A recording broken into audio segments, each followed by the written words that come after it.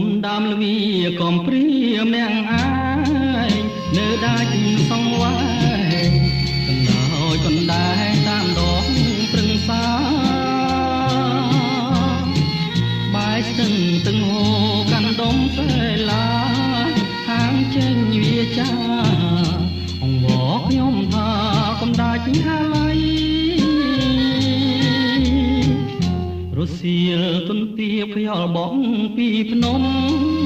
សំលេងរៃយំនាំឲ្យចិនខ្ញុំរន្ធត់ពេលក្រៃបាក់សៃបាក់សា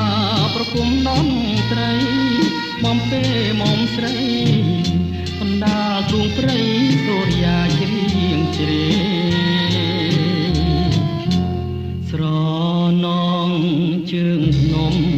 ដូចខ្ញុំឆ្លងឆ្លាយអស់ភូមិខ្ញុំហើយនឹកមិនភ្លេចទេបបអាតាព្រៃរីគ្មានទំនេរក៏លន់បំពេអនុសាវរីយ៍អោព្រៃសំណាងជួបតែកុសលវាសនាបានផ្ដល់សុខខាងមង្គលរំនាទីភូមិផ្ដល់ក្តីសុខគ្មានទុកញោមញីកាយព្រះធរណីរកស៊ីសុខសាន្តបរាភៀងអើយ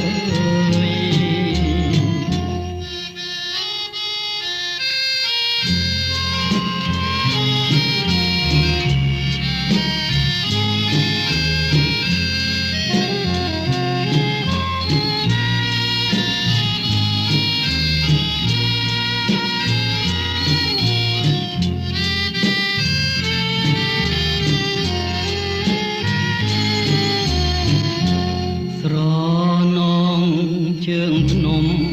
ដូចខ្ញុំឆ្លងឆ្លាយអស់ភូមិខ្ញុំហើយនឹកមិនភ្លេចទេបបអាតាព្រៃរីគ្មានទំនេរក៏លន់បំពេអនុសាវរីយ៍